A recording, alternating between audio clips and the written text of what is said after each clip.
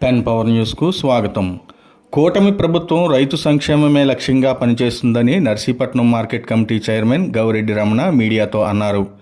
Vice chairman Chitikela కన్నం Naidu, market yard కార్యదర్శి ఎన్ భువనేశ్వరులతో కలిసి Pedaboddepalli market యార్డులో మీడియా సమావేశం నిర్వహించారు.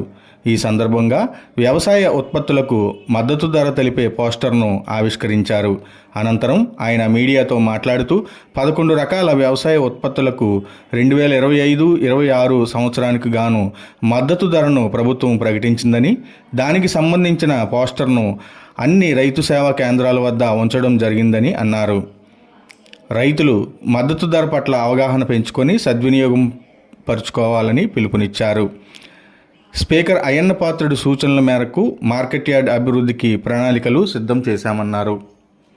మార్కెట్ యార్డ్లో షాపులు, గొడౌన్ల మరమ్మతులకు 43 లక్షలు, ఇటీవల అగ్ని ప్రమాదానికి గురైన గొడౌన్ రిపేరుకు 14 లక్షలు, వెరసి 57 లక్షల నిధులు మంజూరయ్యాయని తెలిపారు.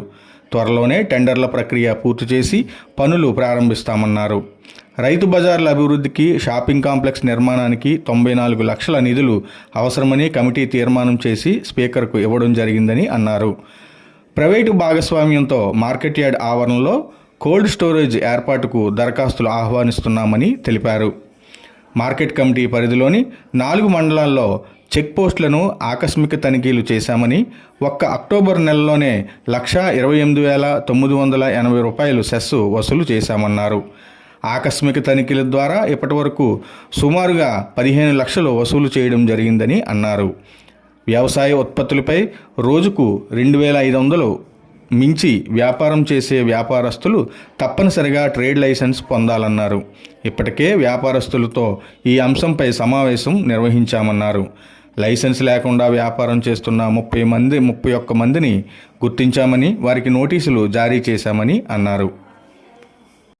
ఈ కూటమి ప్రభుత్వం వచ్చిన తర్వాత రైతులకు 25-26కు గాను మద్దతు ధర అన్నది ప్రకటించడం జరిగింది.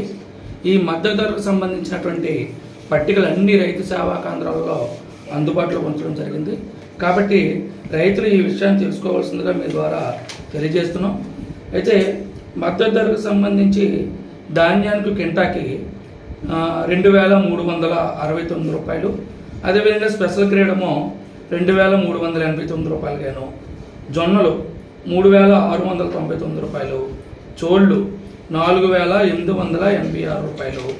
ఆ సూచనలో భాగంగానే మార్కెట్ కమిటీ యార్డ్లో ఉన్నటువంటి పరిధిలో ఉన్నటువంటి గతంలో ఉన్నటువంటి గొడవలు అవ్వచ్చు, షాపులు అవ్వచ్చు, అన్నీ కూడా దాన్ని మెయింటెనెన్స్ సరిగ్గా చేయక శుభ్రంగా పాడైపోవడం అన్నది జరిగింది. వాటిని అన్నింటినీ గుర్తించి ఇంజనీరింగ్ అధికారులతో 43 లక్షల రూపాయలతో ఒక అంచనాలు తయారు చేయడం అనేది జరిగింది. ఇక రెండవది, గత 2 నెలల క్రితం ఒక గొడవ ఇక్కడ అగ్ని ప్రమాదం అన్నది జరిగింది. ఆ ప్రమాదంలో జరిగితే కొంత మొత్తం అంతా కూడా పాడైతే దాన్ని కూడా మనం అంచనాలు తయారు చేస్తే 14 లక్షల రూపాయల వరకు దానికి అంచనాలు ఇంజనీరింగ్ అధికారులు తెలియచేయడం జరిగింది. వీటిన్నిటికీ కూడా గౌరవ స్పీకర్ గారు వెంటనే అధికారులతో మాట్లాడి నిధులు మంజూరు చేయడం అనేది జరిగింది. సో ఈ నిధులు మంజూరు చేయడంలో త్వరలోనే మేము టెండర్లు పిలిచి ఈ నెలాఖరులోగా పనులు ప్రారంభిస్తాం. మేము సడన్గా విజిట్ చేయడం కూడా జరుగుతుందండి. దాంట్లోనూ ఉదాహరణ, ఒక అక్టోబర్ నెలకు సంబంధించి పసుపు మీద 48,300 రూపాయలు వసూలు చేశాం రైడ్ చేయడం వల్ల. జీడిపప్పు మీద 9,500 రూపాయలు, రైస్ మీద 37,803 రూపాయలు, ధాన్యం మీద 30,927 రూపాయలు, నెయ్యి 2,100, వెల్లుల్లిపాయలు 350 రూపాయలు.